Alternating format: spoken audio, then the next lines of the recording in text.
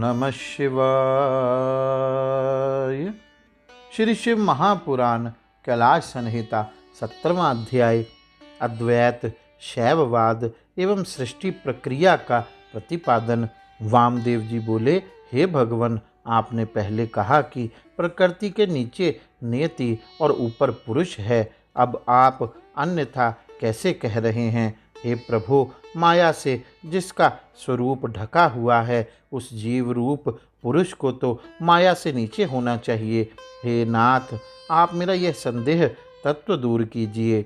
सुब्रहण्य बोले, यह अद्वैत शैववाद है जो किसी भी प्रकार द्वैत मत को स्वीकार नहीं करता है, क्योंकि द्वैत नश्वर है और अद्वैत अविनाशी परब्रह्म है। शिवजी सर्वज्ञ, सर्वकर्ता, सर्वेश्वर, निर्गुण, त्रिदेवों के जनक, ब्रह्म एवं सच्चिदानंद स्वरूप वाले हैं। वही महादेव शंकर अपनी इच्छा से तथा अपनी माया से संकुचित रूप धारण कर पुरुष रूप हो गए।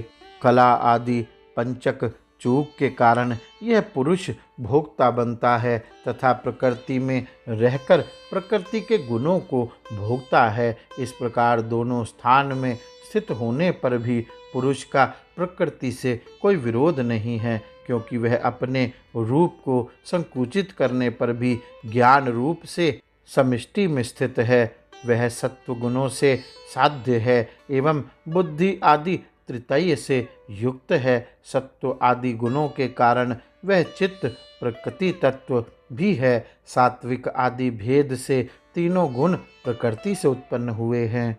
इन्हीं गुणों से वस्तु का निश्चय कराने वाली बुद्धि उत्पन्न हुई है। उस बुद्धि से महान, महान से अहंकार, अहंकार से ज्ञान इंद्रियां उत्पन्न हुई हैं। मन का रूप संकल्प विकल्पात्मक है।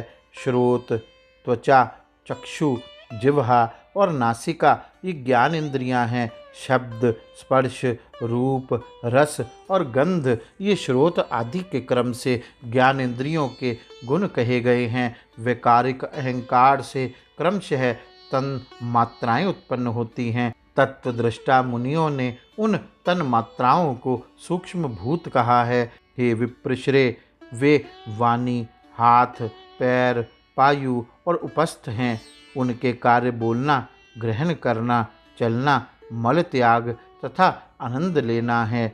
भूत आदि अहंकार से क्रमशः तन्मात्राओं की उत्पत्ति हुई है। उन्हीं सूक्ष्म भूतों को शब्द आदि सूक्ष्म तन्मात्राएं कहा जाता है। उन्हीं से क्रमशः आकाश, वायु, तेज, जल और पृथ्वी की उत्पत्ति जाननी चाहिए।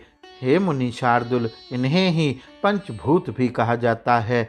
अवकाश प्रदान करना, वहन करना, पकाना, वेग एवं धारण करना ये उनके कार्य कहे गए हैं।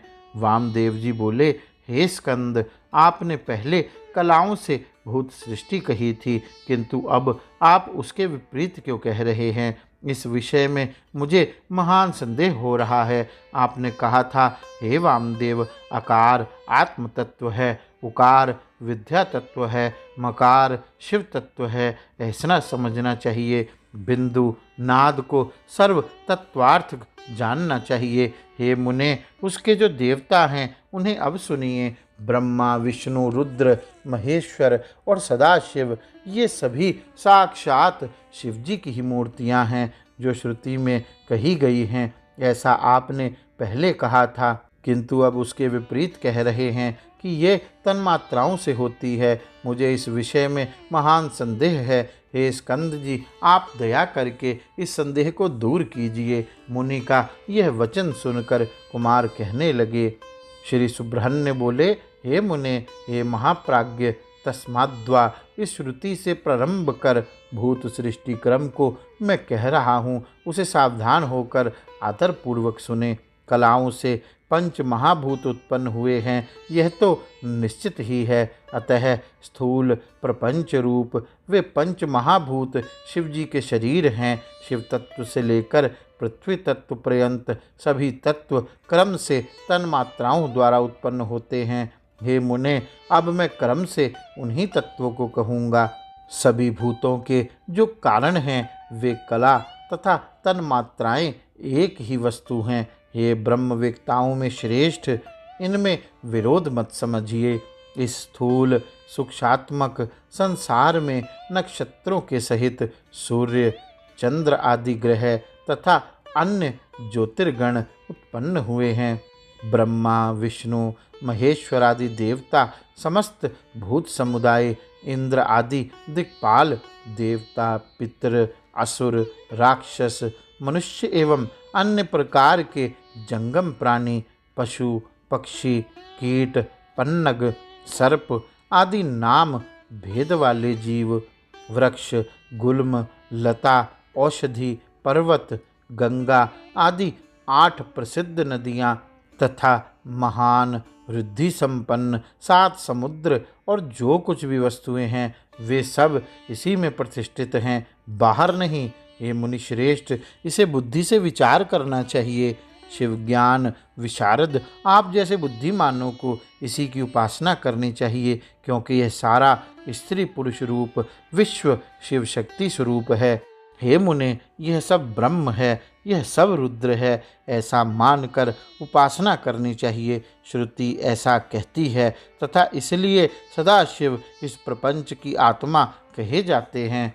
38 कलाओं के न्यास संपादन में जो समर्थ है तथा मैं सदाशिव से सर्वथा अभिन्न हूँ, ऐसी अद्वैत भावना से युक्त जो गुरु है वे साक्षात सदाशिव ही है तथा शिव स्वरूप गुरु ही प्रपंच, देवता, यंत्र तथा मंत्र स्वरूप भी है, इसमें संशय नहीं है। इस प्रकार से विचार करने वाला वह श्रेष्ठ शिष्य गुरु की भांति शिव स्वरूप हो जाता है। हे विप्र, आचार्य की कृपा से सभी बंधनों से मुक्त होकर शिव जी के चरणों में आसक्त हुआ शिष्य निश्चित रूप से महान आत्मा वाला हो जाता है। इस जगत में जो भी वस्तु है वह सब गुणों की प्रधानता के कारण समष्टि और व्यष्टि रूप से प्रणव के ही अर्थ को कहती है। राग आदि दोषों से रहित वेदों का सार स्वरूप शिव प्रिय तथा शिवजी द्वारा कथित यह अद्वैत ज्ञान मैंने आपसे प्रेम पूर्वक कह दिया। जो अहंकार में भरकर मेरी बात को मिथ्या कहेगा वह देवता, दानव, सिद्ध, गंधर्व अथवा मनुष्य कोई भी हो, मैं अवश्य ही उस दुरात्मा का सिर शत्रुओं के लिए कालअग्नि के समान अपनी महान शक्ति से काट दूंगा, इसमें संदेह नहीं है। हे मुने, आप तो साक्षात शैवाद्वैत वेत्ताओं में सर्वश्रेष्ठ हैं और शिव ज्ञान के उपदेश करने में कुशल तथा शिवाचार के प्रदर्शक हैं। जिन आपके देह की भस्म के स्पर्श मात्र से अपवित्र महापिशाच ने भी पाप राशि को ध्वस्त कर आपकी कृपा से सद्गति को प्राप्त किया था। त्रैलोक्य का ऐश्वर्य धारण करने वाले आप शिव योगी कहे जाते हैं। आपकी कृपा दृष्टि के पड़ते ही पशु भी पशुपति अर्थात साक्षात शिव हो जाता है। आपने जो आदर पूर्वक मुझसे प्रश्न किया है वह तो केवल लोक शिक्षा के लिए किया, क्योंकि साधु लोग लोक उपकारक के लिए ही इस लोक में विचरण करते हैं। यह परम रहस्य सदा आप में प्रतिष्ठित है ही, अतः आप श्रद्धा एवं भक्ति भाव से आदर पूर्वक अपने मन को प्रणव में लगाकर उन संसारी जीवों को परमेश्वर से युक्त करके उन्हें भस्म और रुद्राक्ष माला धारण विधि के उपदेश सहित शिवाचार की शिक्षा प्रदान करें। आप कल्याणमय हैं, शिवोचित आचरण करते हैं और अद्वैत भावना को प्राप्त हैं, अतः लोक रक्षा हेतु विचरण करते हुए आप अक्षय सुख प्राप्त करें। सूत जी बोले, स्कंद जी द्वारा कथित इस अद्भुत वेदांत निष्ठित मत को सुनकर महर्षि वामदेव विनम्र हो कार्तिकेय को पृथ्वी पर बार बार दंडवत प्रणाम कर उनके चरण कमल के मकरंद का भ्रमर के समान आस्वादन करते हुए तत्वज्ञ हो गए। गौरी शंकर भगवान की जय। ओम नमः शिवाय।